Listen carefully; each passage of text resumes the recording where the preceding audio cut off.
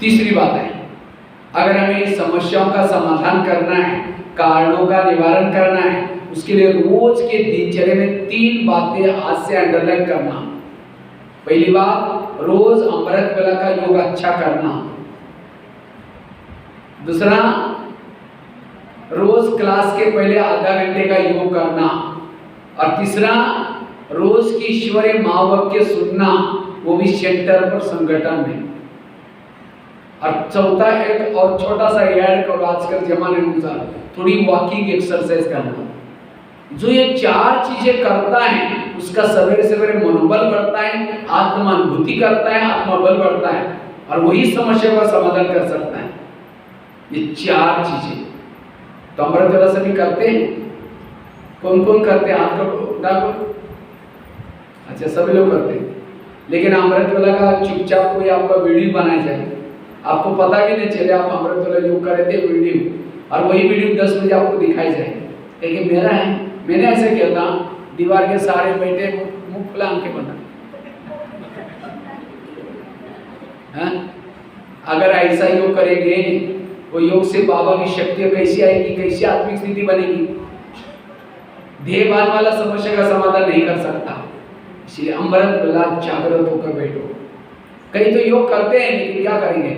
मैं आत्मा हूँ, शांत स्वरूप, शक्ति स्वरूप, आप जा रहे हो चांद सूरज तारांगन के पार। तारांगन से पार से चुटका लगाने में नीचे कहाँ गिर जाएगी? हड्डी गुड्डी भी टूट जाएगी। चढ़ाई में चढ़ते समय थोड़ा अटेंशन देते। कई तो योग करेंगे, बाबा को बुलाएंगे, जैसे कोई मेहमान को घर में बुलाओ, प्लीज फोन करो, हमारे घर में आना जरूरी, आपसे काम है। वो कहता है मैं बिजी हूँ। नहीं, आप कुछ भी करके आ जाओ।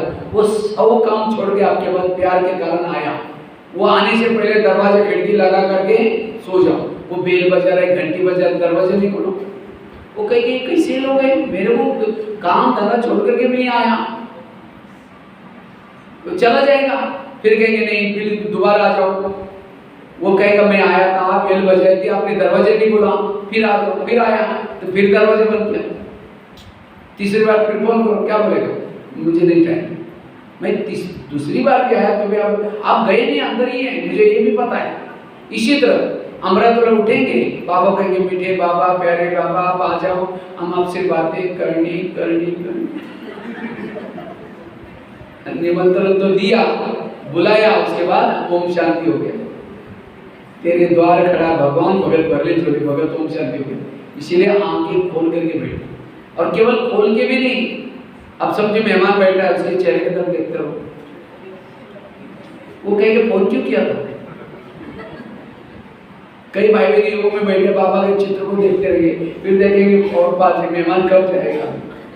वो घड़ी को बार बार देखते रहे, उसको लगा शायद मैं आया हूँ इनके पास, बोर हो गए लोग, जिसको देखने के लिए आंखें तरस रहे। ये अटेंशन की।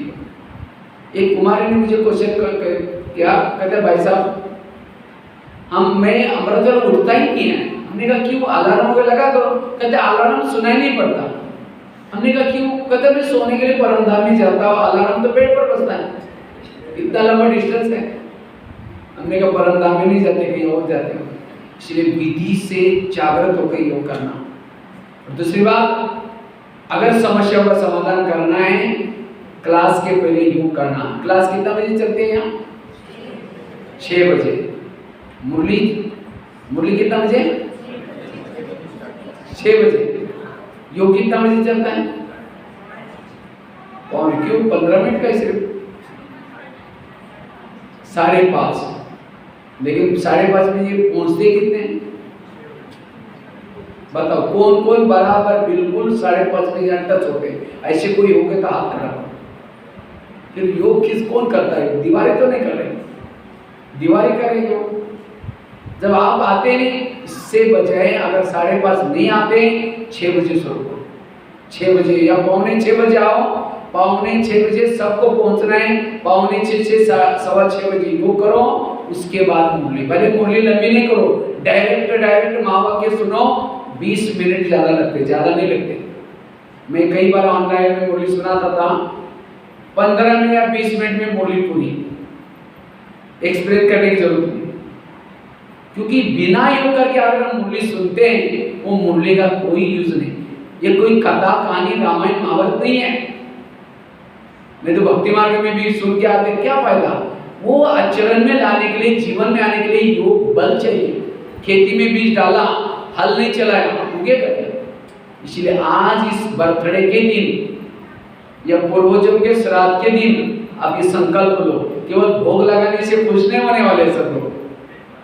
अब वो देखते हैं कि यहाँ तो क्लास में कोई है ही नहीं, इसलिए आज से संकल्प लो, मुझे क्लास में कितना बजे पहुंचना है, 5:45 बजे से कल चालू करो और 6:15 बजे मुरली, 6 बजे नहीं, ठीक है।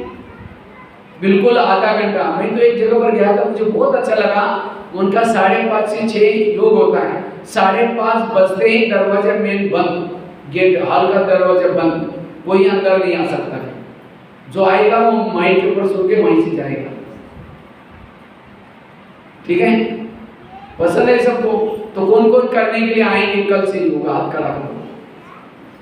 क्यों अभी तो बिल्कुल ऐसे कर रहे हैं, सोच रहे हैं, एक दूसरे को देख रहे हैं। बस इतने 3-4 दिन, बाकी को नहीं करना है।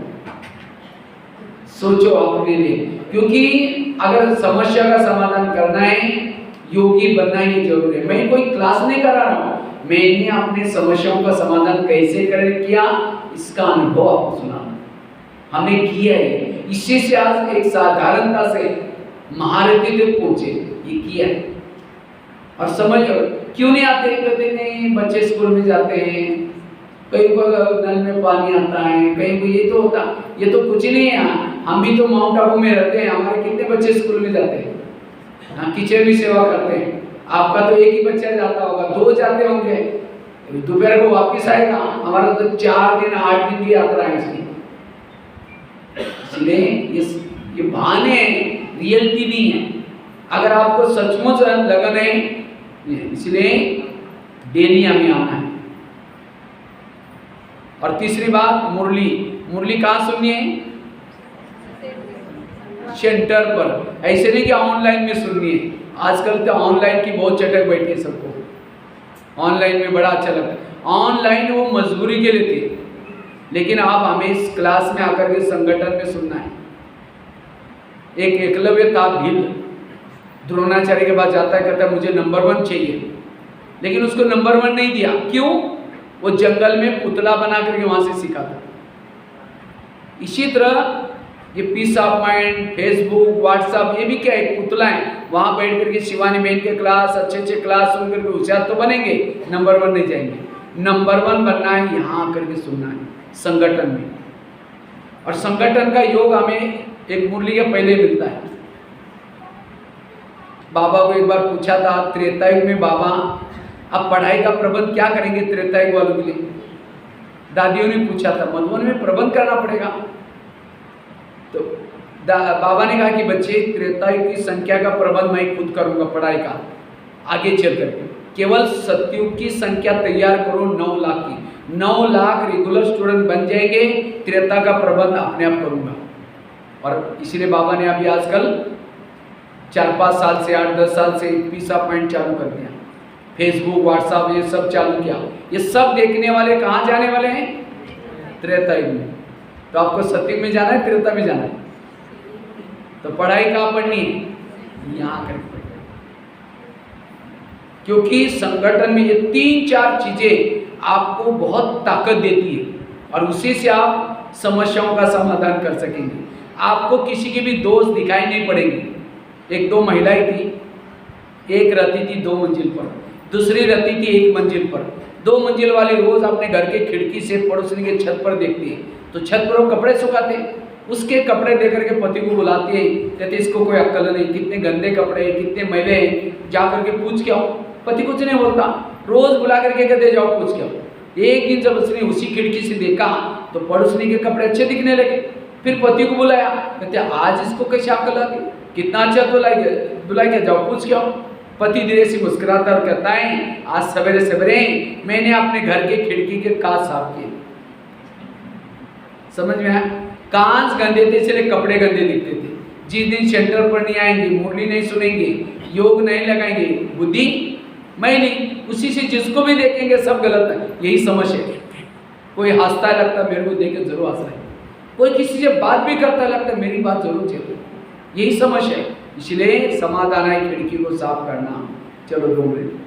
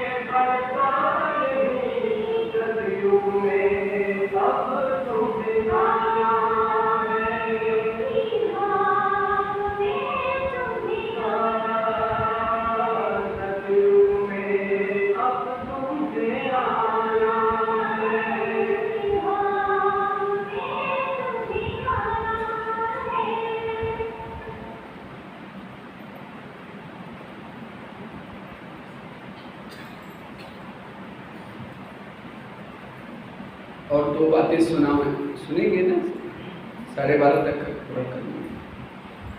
तो सबका हो रहा है समस्या का समाधान। मुझे लगता है ये क्लास आप लोगों के लिए बहुत ज़रूरी है, क्योंकि इससे बाबा कहते हैं हमारे 2 लक्ष्य हैं, एक है संगम का लक्ष्य, दूसरा है सतयुग का लक्ष्य। सतयुग में देवता बनेंगे, लेकिन कौन बनेगा? जब तक फरिश्ता नहीं बनेंगे देवता, तो फरिश्ता मतलब कोई हमको पंख आने वाले नहीं है। फरिश्ता किसको कहेंगे? जो लाइट रहता है, जो हल्का रहता है। और हल्का कौन रह सकता है? जो समस्याओं का समाधान करता है, उतना हल्का, उतना आपकी कर्मातीत स्थिति आती रहेगी। जितना आपके सारे बोझ खत्म, संकल्प, मन चुप रहता है, इसको कहते हैं मन जीते सो। मन को जीतने के लिए ये नॉलेज की गहरी बातें चाहिए, तब मन आपको चलाएगा नहीं। अब होता है क्या, मन निगेटिव सोचता है, आपका सुनता ही नहीं, क्योंकि नॉलेज की कमी है। इसलिए नॉलेज को लाइट भी कहा जाता है। ब्रह्मा कुमारी एक बहुत बड़ी यूनिवर्सिटी है, फरिश्ता उसकी डिग्री है, देवता हमारी नौकरी है। हम क्यों पढ़ रहे हैं? डिग्री प्राप्त करने के लिए। और डिग्री किसको मिलेगी? जो समस्याओं का समाधान करता है, कानून। और डिग्री है तो नौकरी तो मिल ही जाएगी। और ऐसा भी नहीं कि जो नहीं पढ़ेंगे उनको नहीं, यहाँ नहीं आएंगे उनको नहीं मिलेगी, मिलेगी, लेकिन नौकरी तो मिलेगी, लेकिन कई चपरासी तो बनी जाएगी, दास-दासी तो बनी जाएगी। इसलिए प्रॉपर हमारे पास डिग्री चाहिए, फरिश्ता चाहिए, और फरिश्ता बनने के लिए हमें जीवन की सभी समस्याओं का समाधान करना है, व्यर्थों से मुक्त बनना है। बाबा कहते हैं आगे चल करके लोग यहाँ ज्ञान सुनने के लिए नहीं आएंगे, क्योंकि हर एक को टेंशन है अपना जीवन का, बच्चे ने ऐसा किया, बेटे ने ऐसा किया, यही तो गृहस्थी है। लेकिन बाबा कहते हैं मेरे बच्चों के चेहरे म्यूजियम का काम करेंगे। लेकिन किसके चेहरे? जो सदा खुश रहता है। आज कई कई माताओं को घर में जाने के बाद घर वाले क्या बोलते हैं? मुसीबत आ गई। क्या समझते हैं? क्यों? अभी भी संस्कार नहीं बदले, अभी भी खुशी नहीं है। कौन कहेगा भगवान मिला है? इसलिए समस्याओं का समाधान करना, उसके लिए 3 बातें सुनाई। पहली बात कौन सी सुनाई? कर्मों की हुई गति। दूसरी, जो हुआ अच्छा हुआ। तीसरी, रोज अपनी खिड़की को, तो कौन कौन खिड़की साफ करता है? हाथ खड़ा करो। अपनी खिड़की मतलब कहीं को डर लग रहा है, घर की नहीं, बुद्धि रूपी खिड़की, अर्थात रोज मुरली सुनता है वो खिड़की साफ करता है। और आजकल की खिड़कियां कांच की बनाते हैं। कांच की खिड़की कपड़े से साफ नहीं होती, केवल उसके ऊपर स्प्रे आता है, केमिकल आता है, वो मारते हैं, फिर कपड़ा मारते हैं, तब साफ होती है। योग करना मतलब स्प्रे मारना, फिर मुरली सुनना मतलब कपड़ा मारना, और तब चकाचक सब दिखाई पड़ेगा, तब बाबा भी देख सकेंगे। आज कईयों को लगता है हम योग में बैठते बाबा दिखता ही नहीं, इसका मतलब व्यक्तों की धूल लगी है बुद्धि के ऊपर। इसलिए समस्याओं का समाधान करो।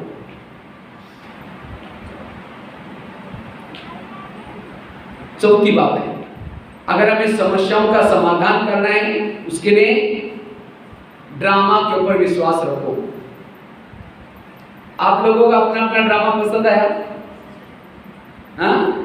या कई कहते क्या बाबा मेरा अपना ड्रामा बनाया, पति भी तंग करता है, बच्चे भी ठीक नहीं है, पड़ोसी भी झगड़ा करते हैं, मुझे बहुत टेंशन आता है। हाँ? तो किसको किसको अपना ड्रामा पसंद नहीं? बात करो, पसंद नहीं है। अच्छा, 10-12 लोग हैं पसंद नहीं है। अच्छा, जिनको पसंद है बात करो, मरा हुआ ऐसा ऐसा आप करा है, मतलब पसंद तो नहीं, अब क्या करें, रहना तो पड़ेगा सबके साथ। अगर पसंद होता तो दोनों भी हाथ बराबर होते, नहीं बाबा क्या आपने ड्रामा बनाया मेरा, बड़े बढ़िया, वो ऐसा खुशी से हाथ उठाएगा, ऐसा उठा रहे जबरदस्ती से, मतलब हाँ? क्योंकि अगर ड्रामा बदल देंगे तो ये जो ड्रामा बना है, ज्ञान मिलाए, दैवी पर, वो भी बदल जाएगा। क्योंकि आज तक की परिस्थितियां, प्रॉब्लम, विघन उन्होंने तो यहाँ लाया। इसीलिए बाबा कहते हैं बच्चे ड्रामा को पसंद करो। वैसे तो हम 3 बाप के बच्चे, लेकिन माँ कितनी हमारी? 4 माएँ, ब्रह्मा, मम्मा, लौकिक माँ, ड्रामा। 4 माँ के बच्चे दुखी कैसे हो सकते हैं? और माँ तो माँ होते हैं, माँ कभी भी बच्चे का बुरा नहीं करती।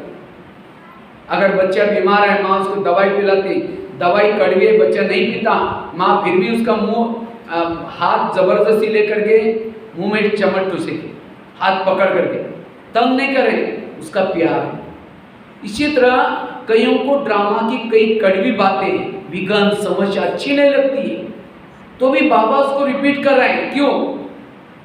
बाबा को पता है कि इस कड़वी बातों में इसमें कल्याण है। इसीलिए ड्रामा की कड़वी हर बातों को सहन करो, वाह वाह करते रहो।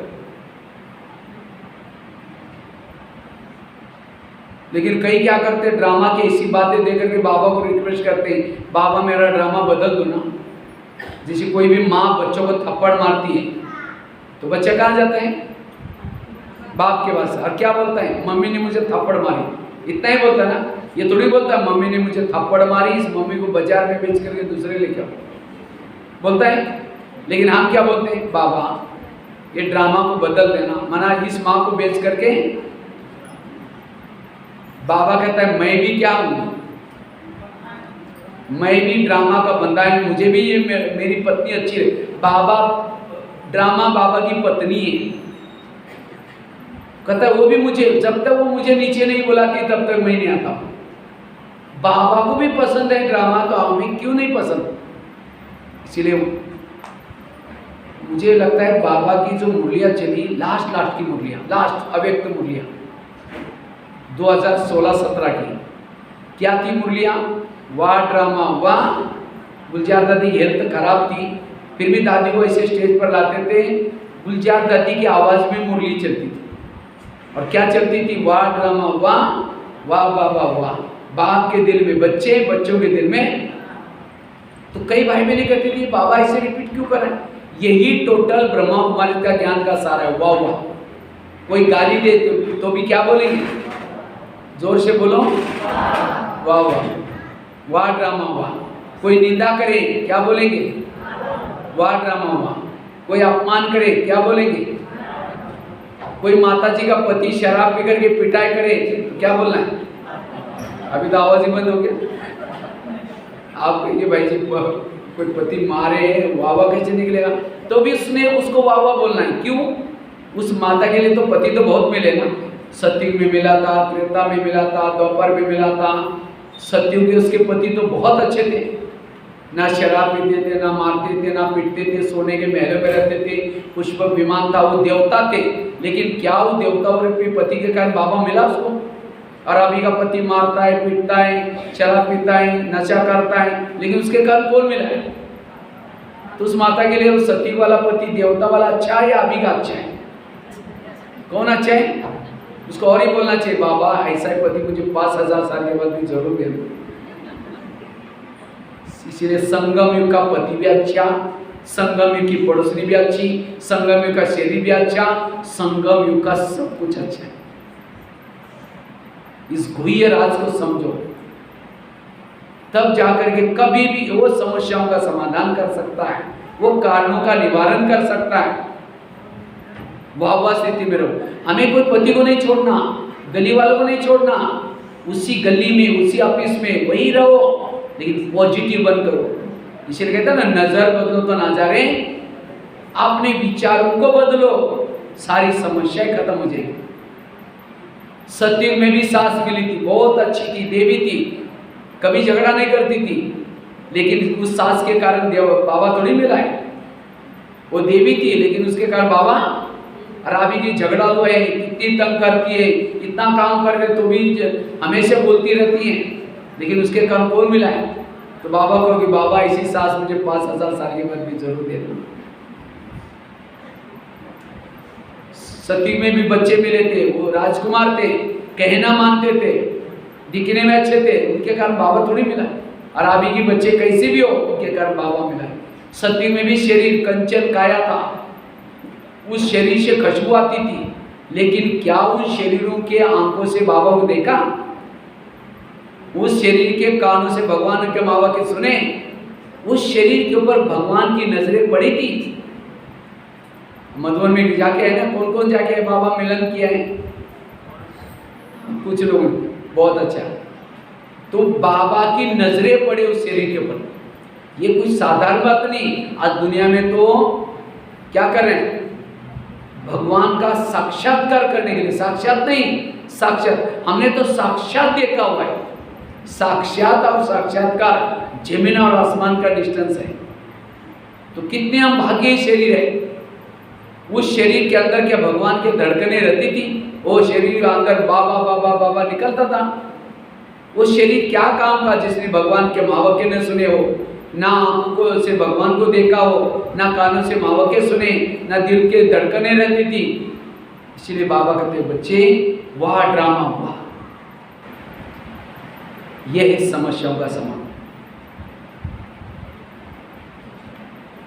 और संगम युग में महान वो हैं जिनके जीवन में प्रॉब्लम और समस्या ज्यादा, वो और ही ज्यादा भाग्यशाली है। आप कहेंगे कैसे? कुंती के सामने कृष्ण जाता है, कुंती को कहता है मैं तुम्हारे भक्ति का फल देने के लिए आया हूँ, बताओ तुमको क्या चाहिए?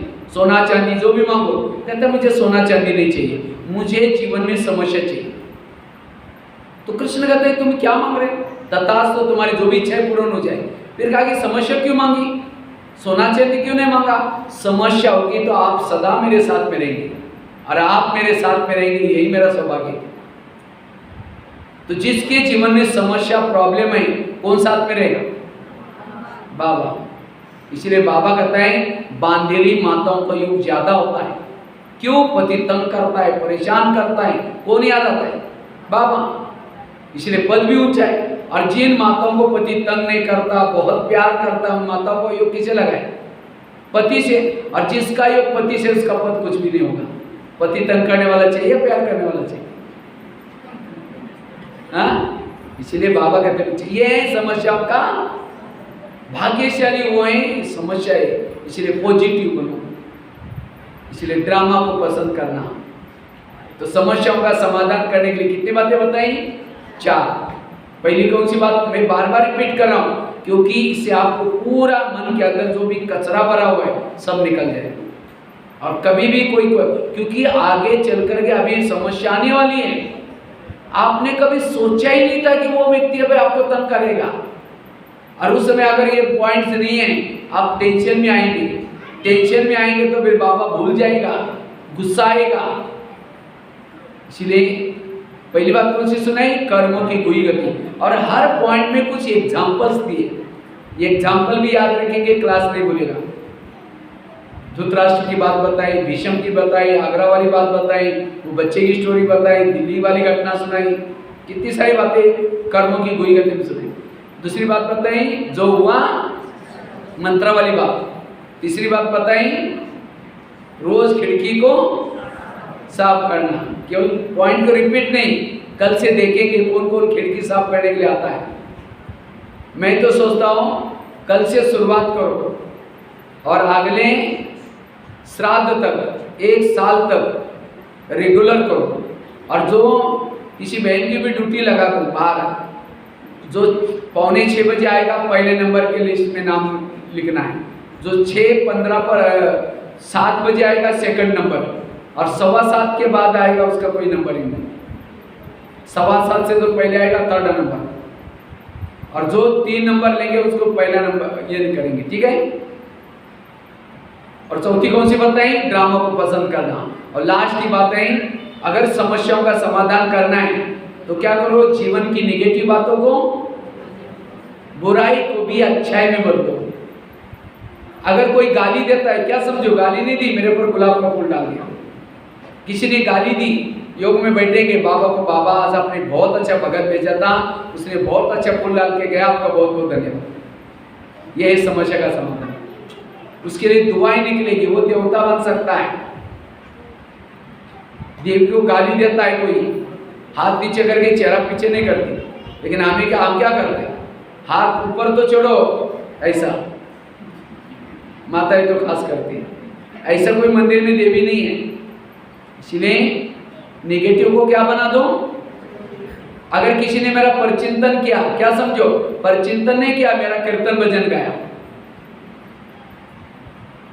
एक महाराष्ट्र में एक संत थे, तुकाराम महाराज उनका नाम था, बहुत भक्ति करते थे। लोगों ने मना किया, तभी छोड़ा नहीं। सभी लोगों ने पकड़ कर उसको उसके गले में सब्जी की माला पहना दी, बैंगन, टमाटर, आलू, मटर, मुंह काला किया, बाल उतर करके हल्दी लगाई, गधे पर बिठाया, गले गले में घुमाया, इतना नहीं घर के सामने लाया, पत्नी को बुलाया।